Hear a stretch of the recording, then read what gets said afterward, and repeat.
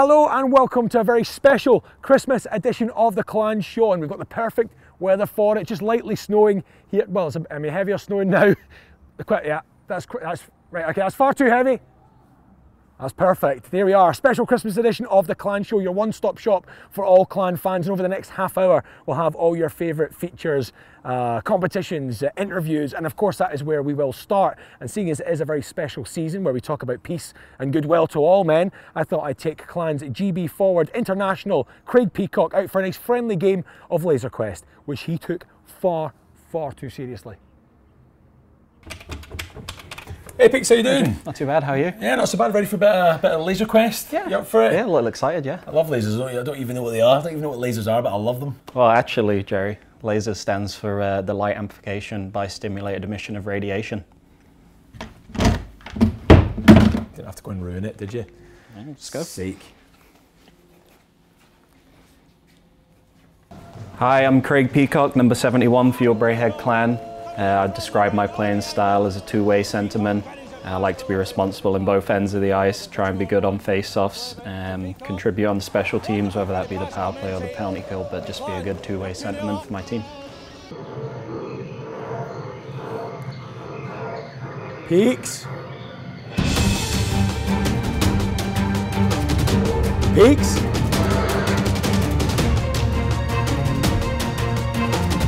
Peaks. Are you?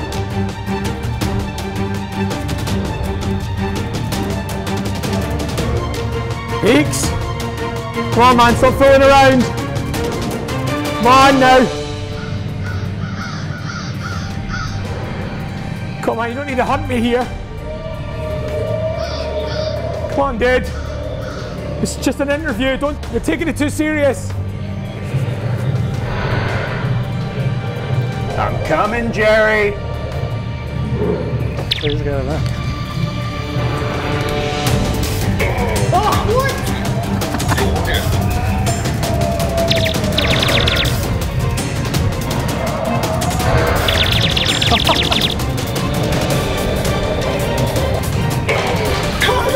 I can't believe it.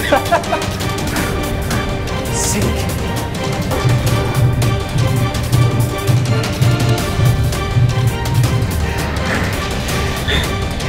Where are you? Where are you? Where are you, damn it?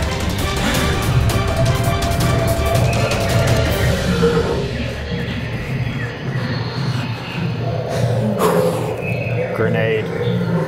Boom. What? Oh. Sake, man. This is supposed to be a Christmas special. Sorry. Sake. Unbelievable. Well, thanks very much for that, Peaks. Like I said, that was supposed to be a Christmas episode, and I think you took that far too far.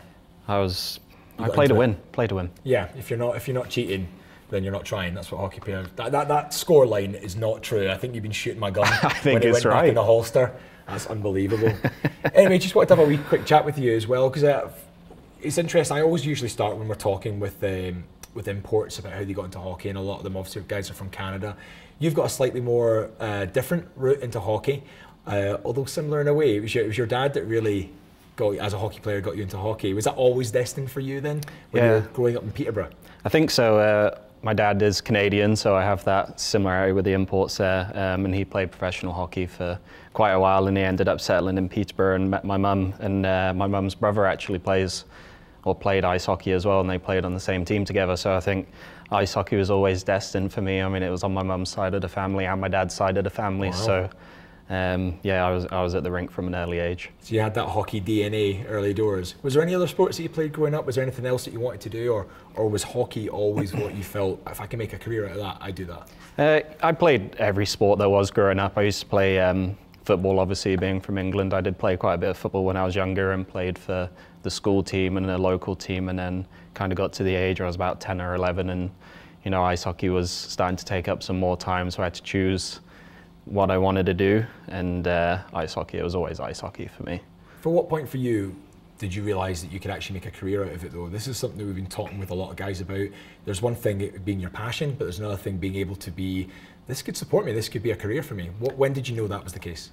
I'm not really sure. I mean, when I was younger, I was 17, I went across to America, And I think when I was sort of at that age and I was making that decision to leave home, and I did quite well over there, it kind of clicked to me that I might have a chance to do this for a while yet and do it for a living. So that's why I made that decision to move over to America and get more ice time and try and better myself as a player. Because obviously that was a fantastic opportunity. How did that come about, and what was it like for you being a Brit playing a North American sport? That must have been quite unusual. You must have been one of the only Europeans, let alone British people there. Yeah, well, funnily enough, there was my friend Michael Farn. He was in America the year before.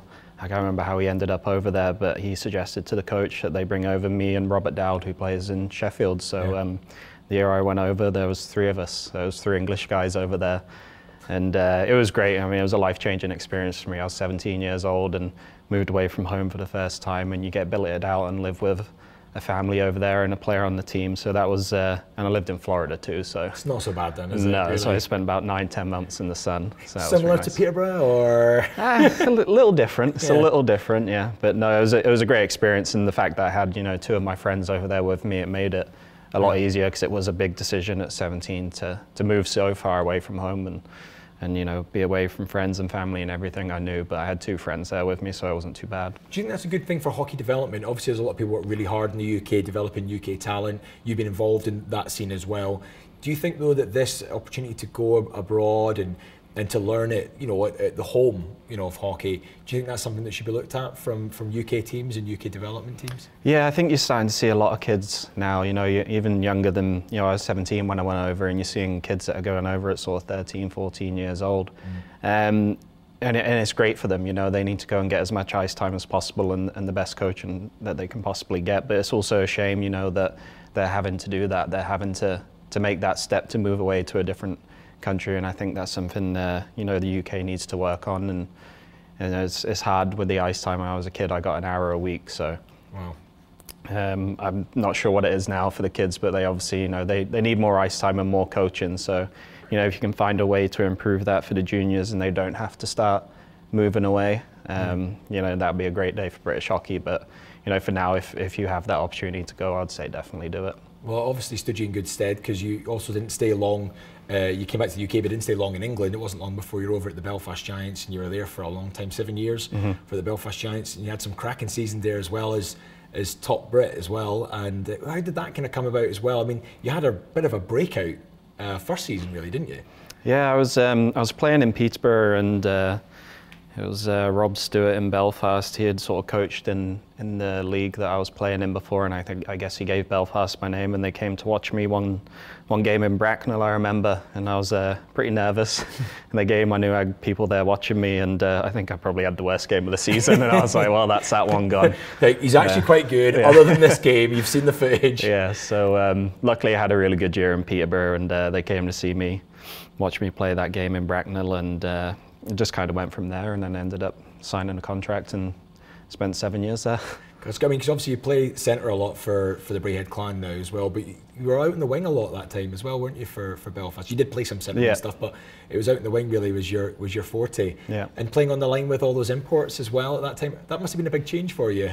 Did it suddenly hit you that this is a very, very different level? Yeah, I mean, I remember the first week of training camp coming from the EPL, where we had 4 imports on the team, and then suddenly I was on a team with 10 imports, and I just remember the first practice, the pace of it was just another level, and I was like, oh, I'm gonna have to really work hard here. But you just adjust to it, you get used to it quickly, and we had a really good group of guys that year, and I'm still friendly with a lot of them now from my very first season, and they made it easy on me being a young guy, and really helped me along the way.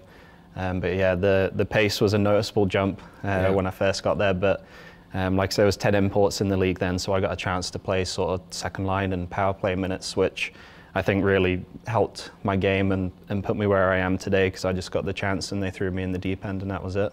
And Belfast, like a great city, obviously not just the opportunity to be playing in North America would help your hockey, but also being away from home beforehand would maybe make a move like that much easier, like going to a big city within the UK. That must have helped as well. Did you settle into Belfast quite quickly? Yeah, I did. People over there are very friendly, and it was a really easy transition. Like I say, I went away when I was 17 to America, and then the following year I went to Canada. So I was kind of used to being away from home. It wasn't a big culture shock for me. It wasn't, the first time I was leaving. It was the first time I ended up living by myself, so I had to figure out how to cook and clean and do all that. I didn't have my mum or my billet family around to help me with that one, so that was about the only thing that I had to get used to.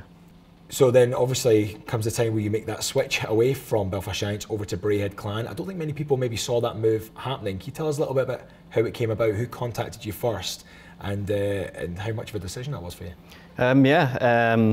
I just kind of got in contact with Gareth, and Gareth reached out to me, and I was coming to the end of a contract in Belfast actually, so I'd spoke to Gareth and he expressed a little bit of interest in Braehead, and for me at that point, I'd spent 7 years in Belfast and I just felt, you know, the time was right to have a change.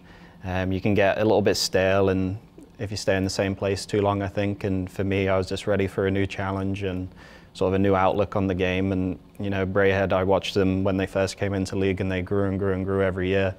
And it was always a fun place to come and play, and just sort of the conversations me and Gareth had, and then obviously speaking with Ryan when Ryan was a coach here, and liked everything they had to say, and it seemed like a good fit. Yeah, and all around that time as well, being involved in the Team GB setup, it's changed a lot over the years. There's still some similar faces around, but yeah, you've been involved in a couple of pushes, very close to getting that gold medal, and then finally it arrived. Yeah. And obviously current clan teammate as well, Brendan Brooks, there with you on the line as well. Tell us a little bit about that tournament. That must have been a fantastic, to finally get your hands on that gold medal. Yeah.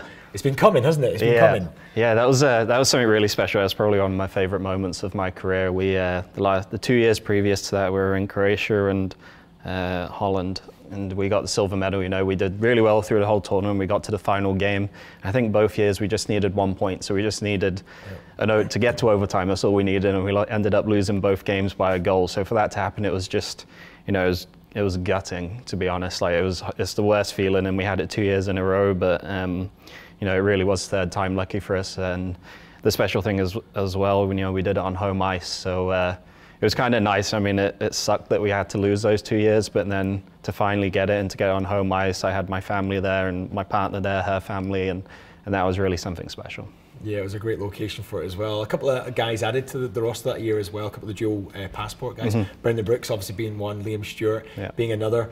Do you ever kind of go like, oh, you guys suddenly get to jump on and get a gold medal here, I've been grinding this one out, or were you like, cheers for helping, guys, you did really well there? No, they were both great additions to our team, and we made sure to give them their initiation anyway. They had to, we were driving back, I think we practiced in Milton Keynes one day, a training camp, and we were driving back to Coventry, and they had to get up at the front of the bus and sing God Save the Queen. So did they do okay with that? Did they know the lyrics? Brooksy did really well. Yeah. Brooksy did really well. He took control. Stewie was he was a little off, he was a little behind. He was trying to, I think he was reading the words off his phone there, but no, Brooksy was great actually. He knew all the words and he belled it out, so oh, great. Yeah, it was good fun. So it's been good times, it's been building up as well, having another good season as well with the clan. Obviously injuries have held things up, but things starting to turn around really well for the clan. Yeah. Are you enjoying your time here? Could you see yourself staying at clan for a longer spell? Obviously you already extended the contract in the first place. Would that be something you'd be keen to do again? Yeah, I think so. You know, it's a great place to play, and the team really look after you, the organisation look after you, and you know, you get free laser quest. You get free laser quest. I mean, I beat you today, so that was good. Cheating, unbelievable cheating. I'm still not happy about that. No, but yeah, I've really enjoyed my time here in Braehead so far, and like you say, it was a bit of a tough start to our season, but I think it's always going to be that way. We had a new coach, we had 14 new imports, we didn't have one returning this year, so, and a lot of guys that are new to the league as well, so there is an adjustment period, and you know, it's frustrating, and nobody's more frustrated than us when we're losing, but I think the last sort of few weeks we found our identity, and we're starting to show that. Well, it certainly is starting to show. Well, long may it continue, and I hope you score a few laser beams in the coming season. Cheers, man, and sorry about that last line. Yeah, and a big thanks to Peaks there for that interview. I'm glad he takes his hockey as seriously as his laser-based combat games. And with that in mind, here's the goal of the month, also starring Peaks. For another blast, fine save from Nye, and a good bit of work from the deflection. Away they go with Brendan Brooks, with Craig Peacock there for company. Gets it through, they score! What a wonderful counter-attack goal. The clan go 3-1 up with a short-hander. What a finish from Peaks there, fantastic stuff. And what a pass as well from BB, Brendan Brooks, lovely stuff. And a wee short-hander as well, always nice. Lovely gift from the team.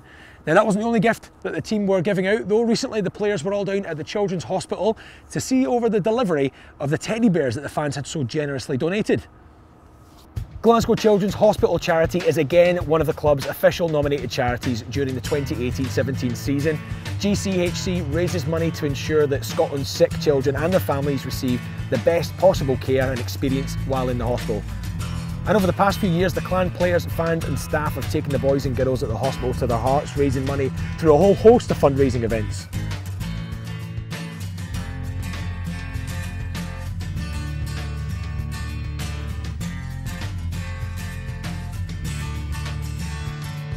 Hi, I'm Douglas from Glasgow Children's Hospital Charity, and on behalf of the charity and all the boys and girls who are treated at the hospital and their families, I'd like to say a huge thank you to the Braehead clan, to the Purple Army, to all the fans for your amazingly generous support with the Air the Bear event, with your very generous bidding on our custom top the other night at the match. Every year you guys are just so generous, and we couldn't do so much of what we do without the help of people like you. So on behalf of us all at Glasgow Children's Hospital Charity, thank you to the Braehead clan and to the Purple Army. Yeah, fantastic effort again there from all the fans, and I know how much it means to the players and their photographer Al to go into the hospital at this time of year. Long may that continue. Now, enough about things continuing, it's time to bring something back. It's the Crossbar Challenge, this time featuring Josh Grieveson. Let's see how he gets on. Commentary from myself and Big Bad Barry McKenzie.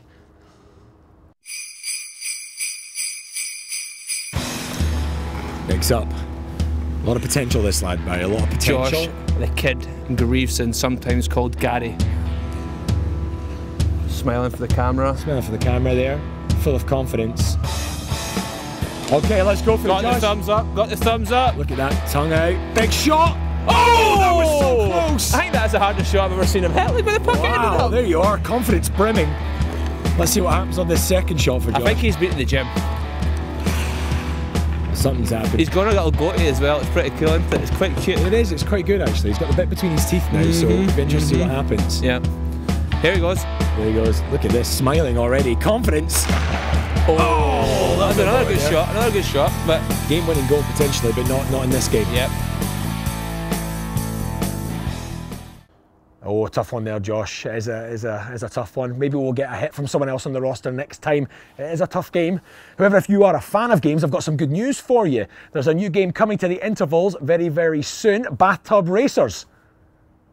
The club are delighted to announce that as part of a major new sponsorship with Wholesale Domestic Bathroom Superstore, which will see them on the ice, on the jersey, on the helmets, the clan fans will also have a chance to win a brand new bathroom of their own, and who wouldn't want one of those, even if you don't have a bathroom? One for your mum. What a wonderful present. And all you have to do is take part in our time trial bathtub racing event on the ice.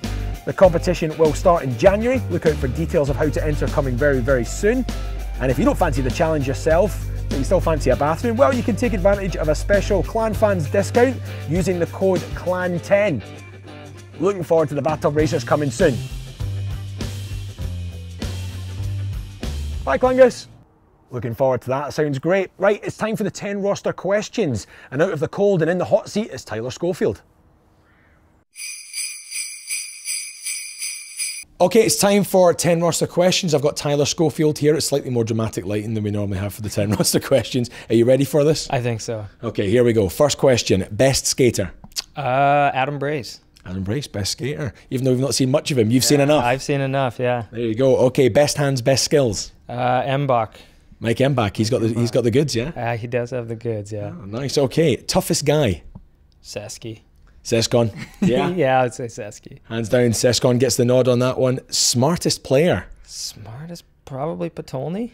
Patolny, now you can do it. Is this because he's going to university at the moment? Is that what that is? Yeah. Or is it hockey smarts? A little bit of both, I guess. We'll give him both, but both? just being nice. Wow, something going on there as well. Great, okay. Least smartest player after that? Well, that's a tough one. Do I really have to answer that? You've just got to go for it. You've got to go for it. It makes it sound like that you've got lots of options if you don't answer it. It's either, it doesn't have to be hockey smarts. It could be just, you know, whatever. That's a tough one. Now I'm really getting put on the spot here. Yeah, we're going for the slow zoom to make the pressure on you as well. You know what? We'll just go Brooksy just for fun. Brooksy's taking it. Okay, fair enough. Most influential on the roster? Holy cow, you're really getting me with these things. Yeah, I'm not making it easy. Most influential on the roster? Yeah. Shaddy? Shattuck, he's the one. Sure. Yeah, leads by physical example as of last weekend. There you go, yeah. There you go, liking that one. Worst music taste? I'm going to say Barry just because I heard he wasn't too happy with Oz's answer, so we're going to say Barry again. So he's taking it. They are Barry getting it a lot. Okay, funniest guy on the roster? Oh, there we've got some people turning up now, making it difficult.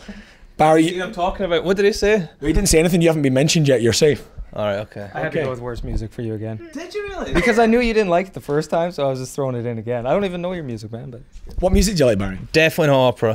Definitely not opera. Well, fair enough. He's not classy. Who's the funniest guy in the team? Who's the funniest guy in the team? that's what I'm just wondering here. I got to think. I think Barry's looking for a certain You know what? answer I'll there. go with Barry. Just make him happy. So there you are. One for one. One for one. Making me happy. There you are. We don't normally get the 10 roster questions hijacked, but there you are. Last one, and this is the tough one for you here. Okay, you're living in the Wild West. Who would you have as the sheriff of the town, and who would you have as the villain that rides in and wrecks it for everyone? Well, you asked the toughest guy, so I'm going to go with Sesky as the sheriff. You'd have him as an enforcer in the village. Yeah, Okay. and then I'd probably just throw Brooksy in as the villain. As the villain, and why is that? You think he's just got the look, he's got the cast, and he could do it? He's got the stubble? Yeah, he can take it, you know. I think it comes easy to him, and he's used to getting it all the time, you know, so it seems like a good fit. Well done. You survived your 10 roster questions. Thank you. Great stuff. Yeah, some pretty revealing answers there. And I've got something new to reveal for you just now. It's a brand new feature on the Clan Show, the Head Buzz. I've given two young Clan fans the opportunity to see how the players perform under pressure. Anya and Sophie have Adam Brace cornered, and they have a minute to buzz his head with questions. Let's see how they've got on. Take it away, Anya and Sophie. Okay, Bracer, you ready for your head buzz? I'm ready. Yeah, no one's ever ready. Okay, girls, you've got a minute to buzz his head, and take it away. What's your favourite Disney movie? Cars. What's the funniest thing a fan has done to try and get your attention? Waved. 6 times 12. 72. What would you do if a zombie apocalypse broke out? Hide. What's your favourite colour of socks? Red. What has been the funniest way you've gotten injured? Ref tripped me. What colour is your toothbrush? White. What's been your biggest kitchen fail? I think it's what? Kitchen fail. If you're a professional wrestler, what would your wrestling name be? Rey Mysterio. Have you got any teeth missing through hockey? If so, how many? None. If you had to pick one player to be stranded on a desert island with, who would it be? Mbach. What's your signature dance move, and could you give us a demonstration? No. What song would you pay money to never hear again? Gucci Gang. If you had to be an inanimate object for a full year, what would you be and why? Hockey stick. Would you rather always be barefoot and never be able to take your shoes off again? Well done. A lot of questions. How do you feel? Is your head buzzed? Yeah. Well done, guys. Successful head buzz. Yeah, great stuff there by the girls. Genuinely felt sorry for Bracer at points there. Right, it's competition time now, and what we have for you is a limited edition Christmas 2017-2018 jersey up for grabs. To get your hands on it, all you have to do is answer the following question. What did Peak say the word laser was short for? Was it A, the light amplification by stimulated emission of radiation? Was it B, lovely attack, Schofield eats rebound? Or was it liars are sad every road game? That's with a silent F at the start. And yeah, I know they're doing quite well at the moment. That's fine. Okay, that's fine. That's your options. And you know how to enter. We need all three elements. You need to do it on Twitter to @BrayheadClan. You need to include the link to the show and, of course, the correct answer. Now, last month's winner was... I have it here. Craig Humphreys. Congratulations to Craig at F11CRG. Get in touch with Sean at BrayheadClan to arrange picking up your prize. That is all we've got time for. Have a very, very Merry Christmas and an excellent New Year, and we'll see you at the games.